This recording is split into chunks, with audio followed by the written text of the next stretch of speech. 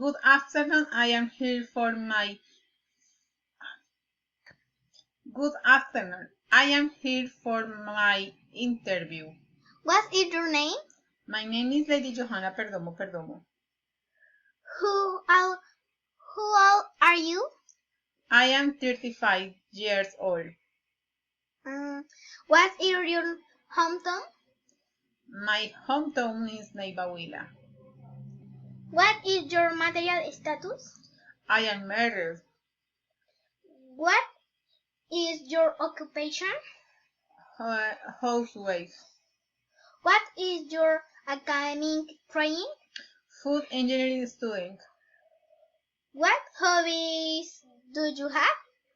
I like to watch the movie, cook, listen to music. What is your work experience?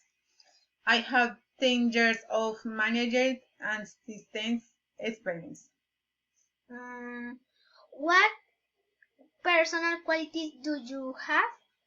I am responsible, communicate, and respectful person.